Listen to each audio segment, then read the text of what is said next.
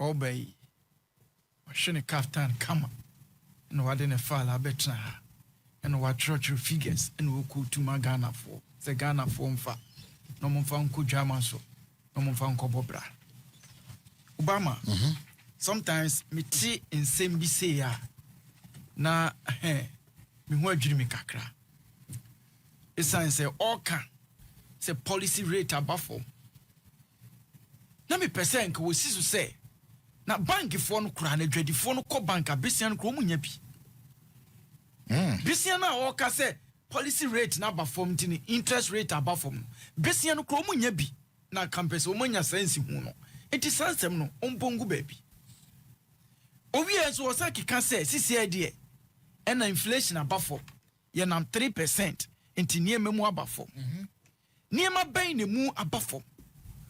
That's iron rods and then niema baby oboso iron rods student na uko gina na nimu ka kire ne say wo be ma na djuma aye skanu kura na djuma no wonya bi o sa iron rods above ne bede no akoto iron rods enti aya na omonumu keka omo na omo yese no omo keka sometimes na me hu ba bia so Ghana no se no omo na ti hawo so omo nti Ghana ba dem de betro here na me nkomani ye nyina ye hwe SONA ni bi say ya dia Ghana your constitution e she president say afibia no say o ko mrahye bedwam na wo kire o man no sibre ne bobre say de wo enu nti president na okọ ye ne de me fan say ye the constitutional mandate say ye na wakọ akoye right now. This is not the first time President John Dramani Mahama ye didn't see akunwa so no wakọ parliament akokan that state of the nation address no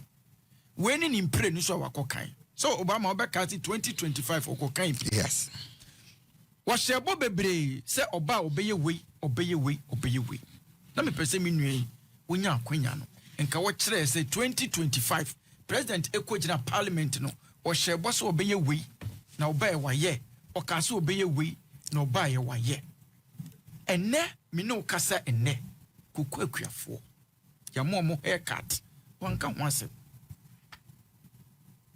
more than 80 years near Kuku ba Ghana. This is the first time in the history of Ghana yati Kuku boss. E bin sida minu e betre han wanka ho asem. The first time in the history of Ghana aban bi aba aban mu a within 1 year what to electricity munko 28.something%, almost 90%. It is out here now kase enema ba form and a GPRT for say e bi monteti o monema so and a dwadifo na ununu hu na wo sere esan say obia hia electricity and our dear dini juma now we see import duty above form enokre na say me electricity a me dey me production ya tumu a efa so be na me nya free ene wabegyina se fu abuo o ma manager me fu abuo abafo eya na o me kasa na eya me de se o ma gia tum se eya president Mahama e na ma fu abuo abafo is good eye ye man mo ene piafo na ekosro a me mpesa obeba betena ha biem na obeka se eya Israel ne ho ahwan tokwa o ma hu se eya no so no eya president John Dramani Mahama enti eno de o mo take credit no. What's the exchange rate above from enokre above from nenso edie na above from Obama first no now flight e kosunya na omoji sen ene omoji sen yate so enti minua on de onu no ho na onsre na emre pan beba na ensem a president ekogina parliament ekaye no me amiti haidie na mitie bi keke esan say in 2025 president echo the same parliament na fie ho echo ke kansem bebre e kire Ghana for say oba beye president can say obe training 1 million Ghanaians bi ewo IT omo beye coders ene obebu ho akonta kire ye ni ana ewo hinfa Oka say or the BBB buy your friend Women Development Bank. president ko gina parliament no obu ho akonta bi kire ya ni ana o kan say na dey na esro president Mahama o kan see o ko fa bibia ba ye friend 24-hour economy wo say adwuma baako enipa miensa ne beye ebi be kwa no pa ebi be kwa nwumre na ebi akwa homache enso ase ena okogina parliament no okase wa ya akoduru sen omu kaso omu kofa bia ba ye friend ora 2025 no all kind state of the nation no oka ora ho asemum ena woka e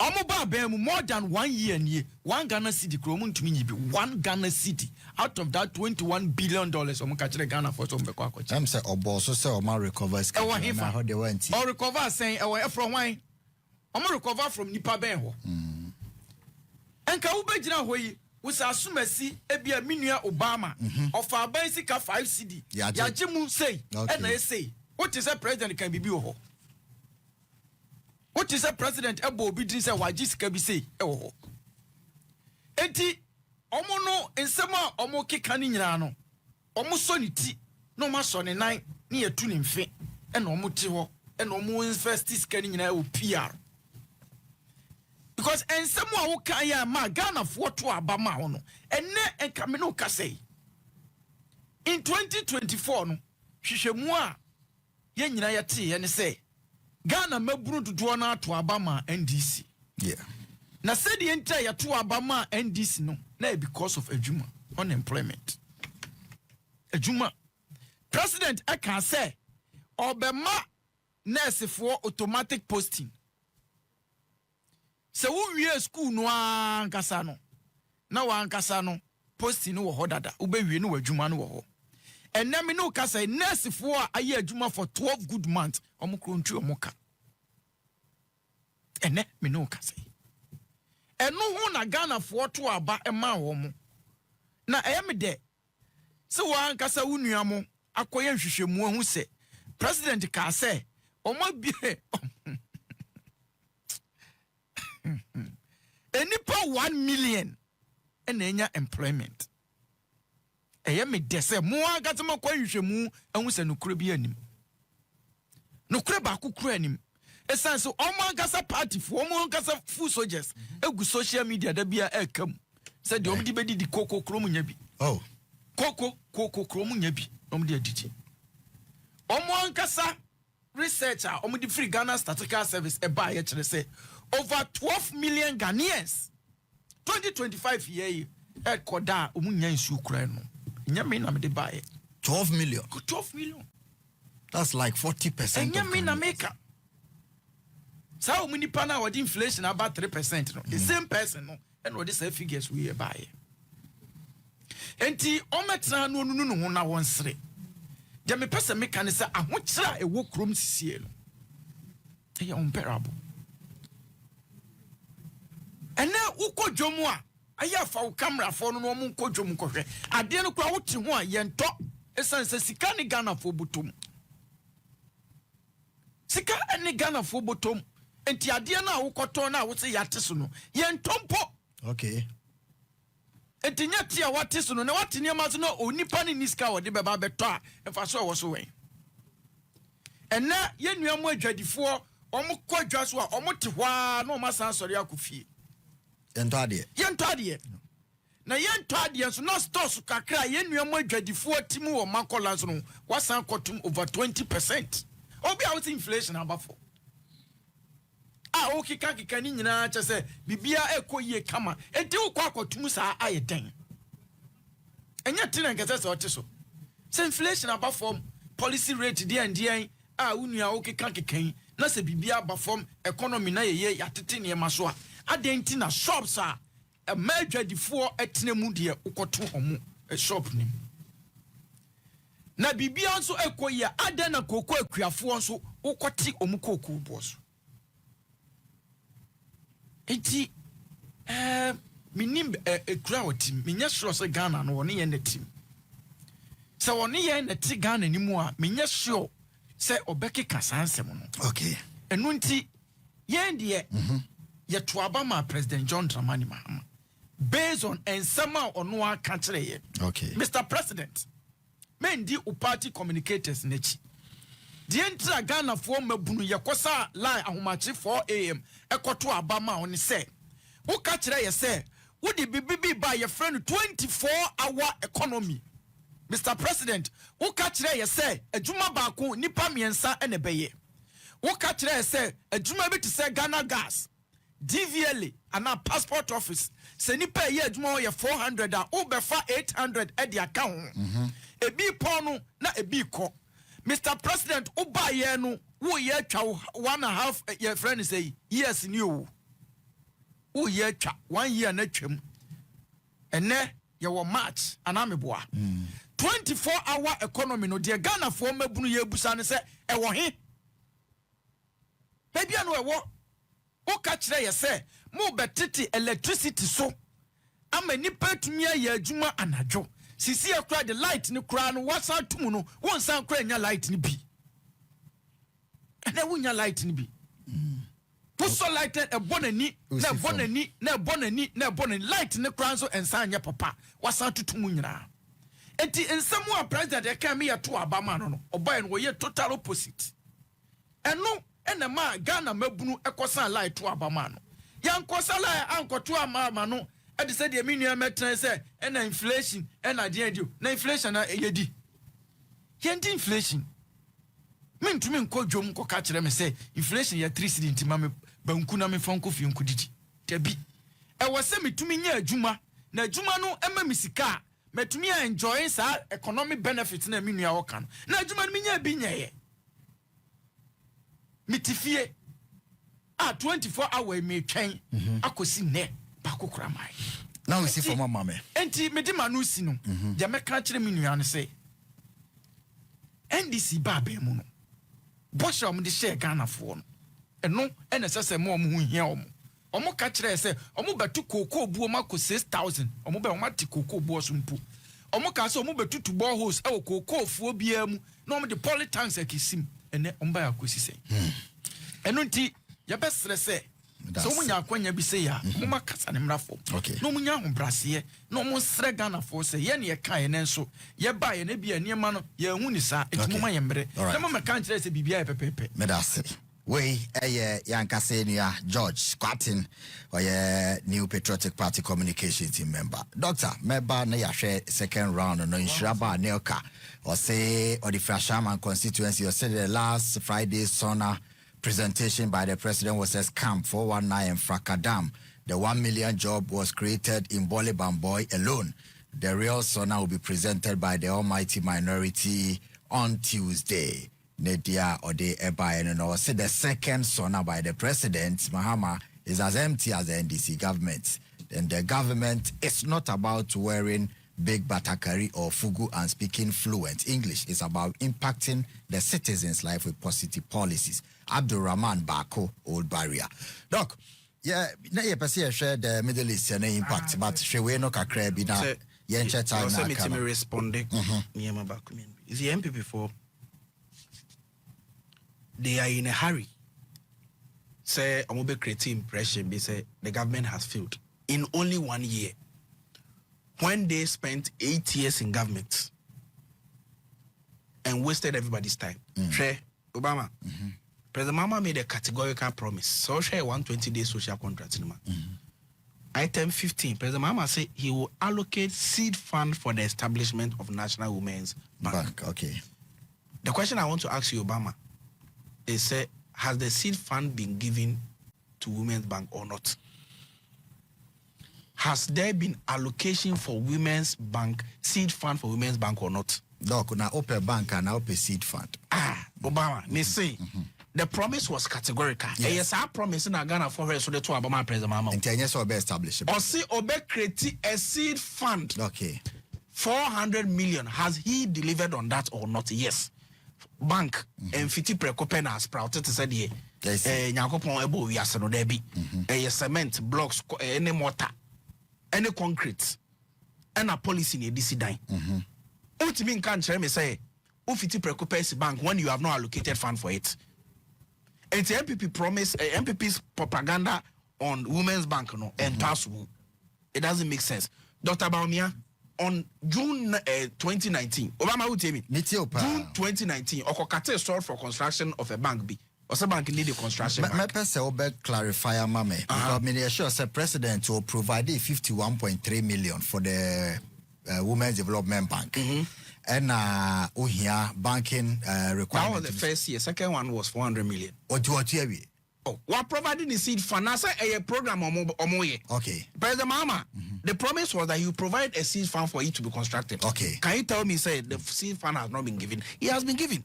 Okay. I can say, Omoye in charge of our program. And I know it's under the auspices of senior members of the party. Right. And I may my example say, on June 2019, Baumia Kokate sought for construction of a construction bank. Maybe Sir George Quachin says, our construction bank in the way. Beside my way. So when you power. 2019, 2024. It's a jabo trainer by no so near the obey. Now you baby I echo. Number 2 also 24 hours economy Obama. Let me read the promise to you. See MP before no. When they read the policy, they don't take time to listen or to understand. Some platforms are no more. The promise was item 7. Also, we will commence drafting legal amendment and prepare for the implementation of 24 hours economy of President Mahama. President Mahama can't wait if I say 24 hours economy. We told you, sir, it was largely a private sector led, but we have government institutions that will also complement. Okay. We made mention of DVLA, passport office, and what have you. After 24 hours economy bill, our President Mahama signed. You see, NDC government is not an ad hoc government. Okay, all their programs, free SHS, one day, one factory, one village, one day. In fact, as for one village, one day, Minister of the country said, Sika Kufa the man on Entimin. That was what they told us. What me the Ghana for Sika Eddie I said, what me and your dams, but you are criticizing another government that is following due process, Obama. Due process. Yeah, bill. The authority has now have the power to roll out the program. But I want to touch line.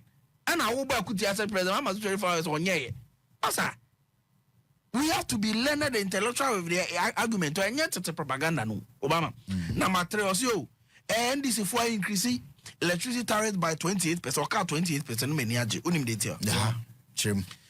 Because the very people who are talking about ECG tariffs now they are the worst offenders when it comes to imposition of increases on Ghanaians. We a period for one was our document we. Yes. In 2023, NPP increased electricity tariff by 52%. 2023. There are no more there. Or cost rubber form. Omuntimi debate side way. President Mahama onyo obi ani trimo odi opeso hagana fo. On 3rd December 2024. And among 4 days to election, money I may focus share them ya agreement say 3 months be increase electricity bills. Which is binding on the new government. In fact, I can say in September, there should be a major tariff adjustment. Oh, was if it's any IMF 4-year agreement in the IMF program.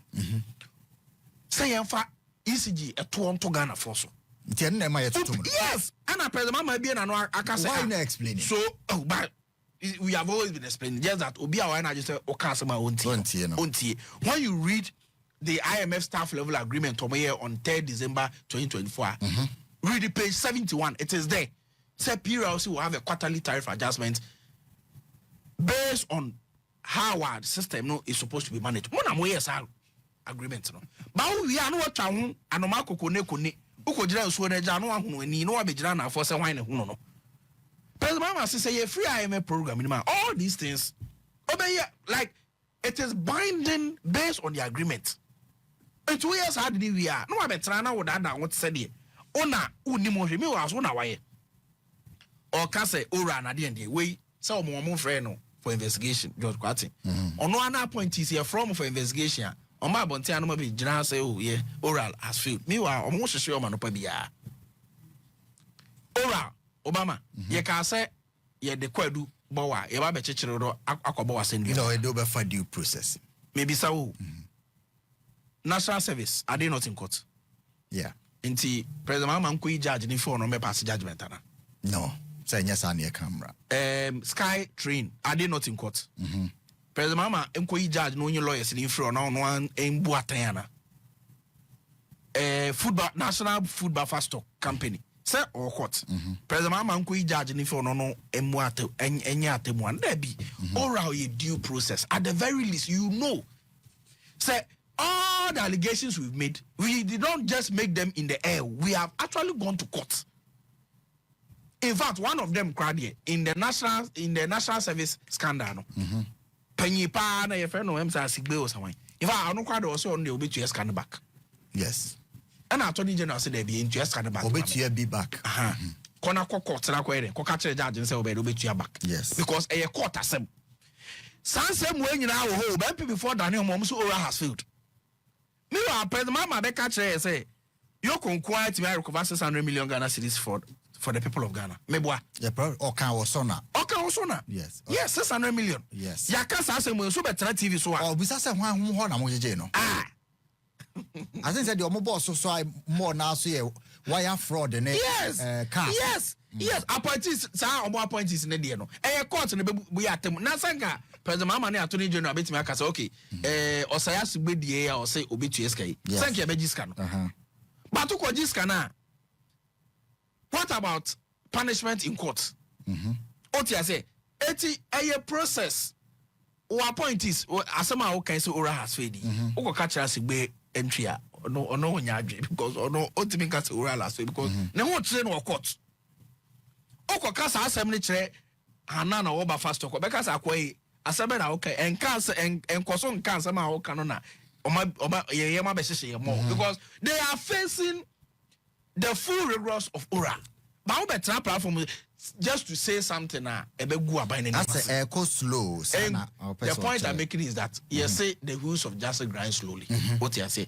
There are systems that we need to put into tribunals. The plans have been put in place to activate them. Yeah. So the best but the process. Need now a process. Ora has no field. Ghana need NPP before the catches to Ora has field. I do an opa investigation court we are no be generative so Ora has for me they are burning under Ora say obian tumu me say a matter of time so there is no difficulty time no crash when we are cocoa farmers asem say no mo say cocoa board enti me for sales ntina o man enti me anto cocoa me boa yes. So, Omomo for sales 2023, 2024. What happened? They failed by 45%. Omomo the apostles of for sales. No, they failed by 45%. They come to Ghana for so. President Mahama the 1 billion at Tuyasakano at Cocoa Board. Yes, they know. And I am country. Omuja 333,000 tons. We have to bridge finance $500 million, $500 per ton to pay that amount. Ubosaka we are no continue opposition now to Boba Pack so. Okay. Cote d'Ivoire. Say Omatite from Enra first match. Yes. Say is here Omoko Konobono about 980 Ghana cedis 2002. Yes. Did they fail in foreign sales? And I'm more export price in tenants had in this year. Yeah, the more price regime the same one. Make price side the house is here. Apart from mechanisms sir. Right. So I'm saying you fail because you are foreign sales. Cote d'Ivoire almost fail foreign sales now. See NPP before they are not principled. They don't know what they are talking about. Who take cocoa farmers now? Make catch some more President Mahama Basso for saving them. A number of of course. Now some mebusia you cocoa. Yes, so your cocoa is sick as some I say because of the initiative government has to take to protect the cocoa sector. Okay. Who the cocoa sector, bro? We are now one with throw position. Now we catch a Ghana for say ye more than a share cocoa. Right. What you say? The point is simple. Say George Kwati better when Timia dispute any single economic data, I make once.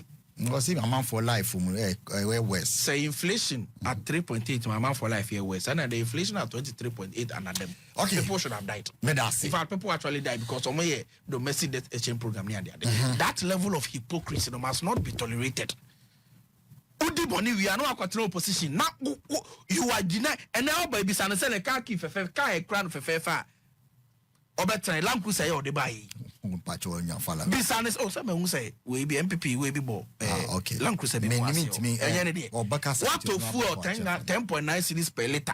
Who we are betra said name and what kind of a can say Susumbone is that?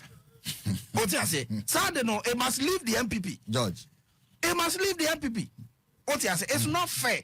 President Mahama or Bonnie Humode, 1 year in government, significant improvements. We believe that going forward now, we will do more. What you say? More will be done. But George, 10 minutes we are said there more can be now the audio for her. Dr. Samiaye, I'm fine for her cry. Most George Kasawi, a time now so 2 minutes. Most person better say Iran, Israel, and talk about the full Khosrow. Obama. I'm say, oh man, time me. All kafu asem no. Or can say international market no fuel price be about for one. One country. Was he yemfa credit ni na Emma President John Dramani Mahama. Ono no tia akunya so it's fair. Mene ne ya adwen. Ono na ti akunya so. So it's okay. Na die me nuan eken. Em se ade ba ko a ma meburu ne yeto aba ma NDC no. Eno na ya na ebiti wo mo no. Wan kan kire me se obe drafti eni wan ka bibia nkire me o. In fact sa 24-hour economy policy announce draft omo dia kono. There's nowhere omo twiro 1333 shift bia wo. So asemu amuka kire Ghana mabunu dada mabunu ne se adwuma baako enipa miensa na eba beye enti ebi ponko fie enti se de mo run mu station hey Kamal say oh Land Cruiser na wonye ho ayo ti obetimi ate ho no NDC's propaganda. Okay, so what kind of also undispute no say propaganda na work because obi busam say what Land Cruiser no nya the reality ni say enso obi kura send the abase oboa because muhono na mo security for na angasa nso wo form to mo nim say the okay oboa dia me pese me kama ni nua na sotene say mo ka kire Ghana mfo mabunu say adwuma baako nipa miensa na ebeye enso mo baaye no de nipa ne timu dada kora no yi omodi.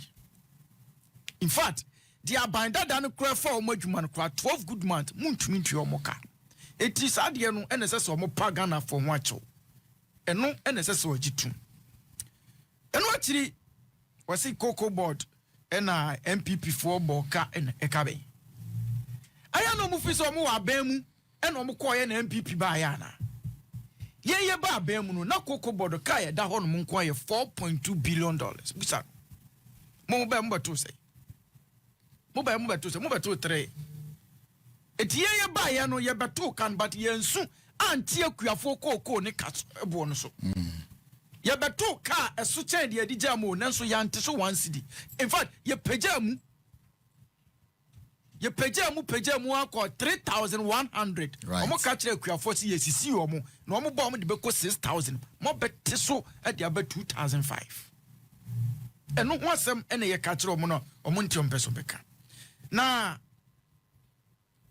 ensemu ada bia ya na omo ka ena niema ba form ena niema ye say look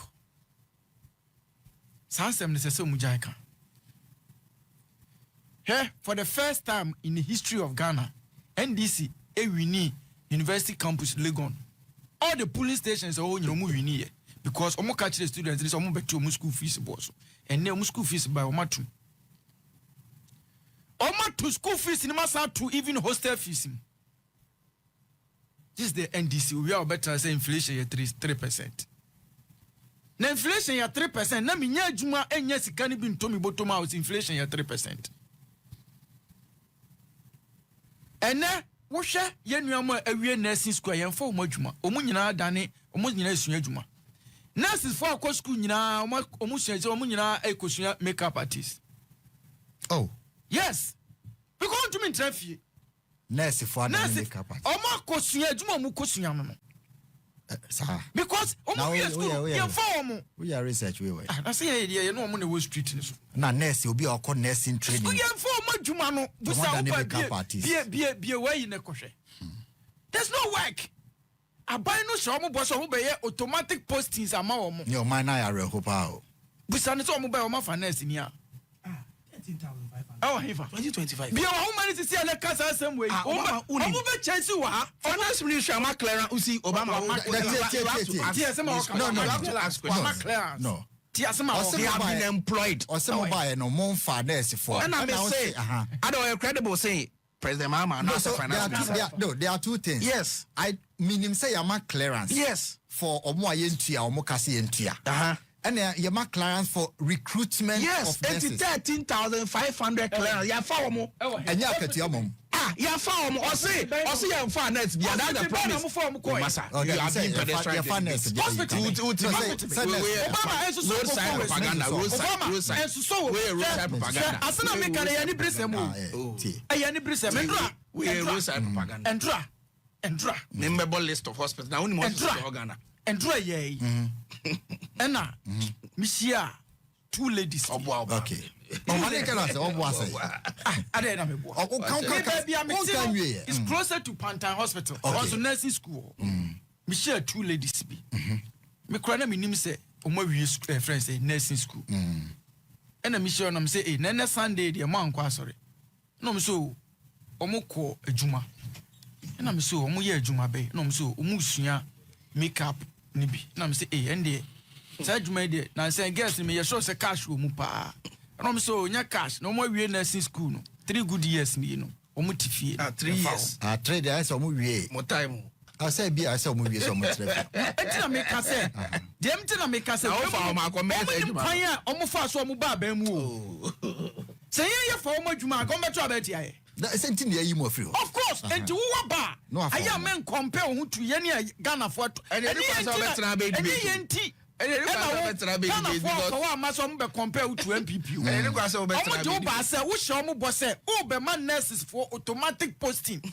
Ya do ya school na near posti omu amoma konya adwumaye. And nesasem no boss na odi share nurse for no akoye boachi biti. Okay. And what you catch them mabunu no Ghana mabru in general. Okada for crowd wo so be mo ayi electric friends motorbikes no ma be je twetu an kakra. Those are your promises. And so okay. Obama kai won say 1 year 4 years. Oh, my NPP 4 years to start your mobile tra akonya so no. You about first one. You about first one. Major promise e ma ye de ba. You implement it. Anyway. Major promise am e mu dey no implement. Now 24 hours you implement it. Oh God! 24 hours ago. More implemented. Obama. They are major state institutions. Almost 24 hours ago. Example. It's not passport office. DVLE. Ghana Publishing Company. Widespread as free. Let me see the American Obama. You are towing the line of NPP. Mama promise. A promise no. In 2 folds. One is private sector led. One is state institutions. We can augment them. State in the master. Okay. Ya lay a 24-hour authority. Authority I got some president. Yes. Because of that, 24 hours. How can you say that when the government has been in power 1 year out of 4 years? Okay, so Obama NPP for failure.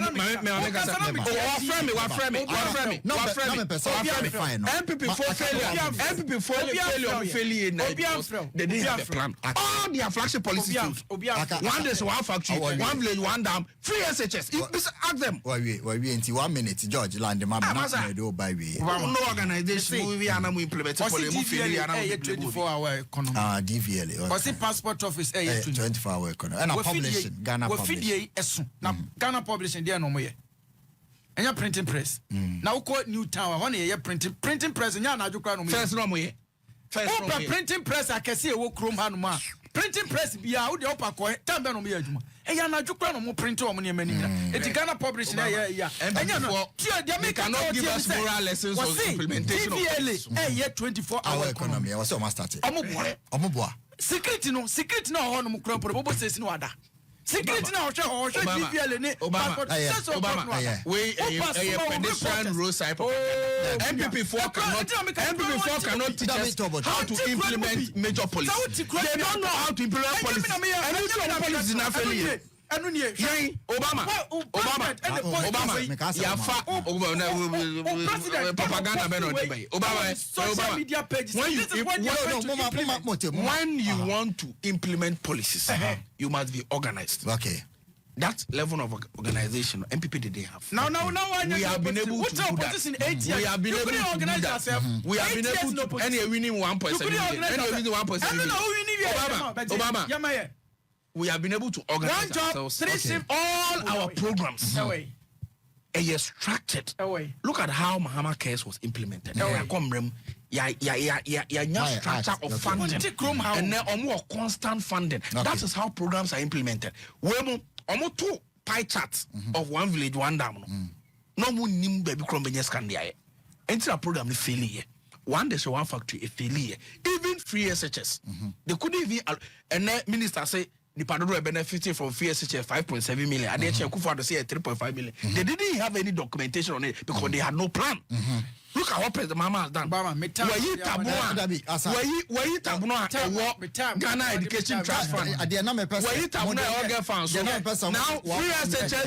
free SHS has a structure. No. And we see, I am telling you. Madam Wase. Kwabena and Chibo Siakon, TESCON President, Data Link University. I say good morning, Obama. The NDC government led by President Mahama is gradually facing criticism because they promised to buy cocoa at 6,000, but now they are buying at 2,500. There is one job for every 3 people promised, but no sign of it. The 24-hour economy is also nowhere to be found. The government is fully settling. Greetings.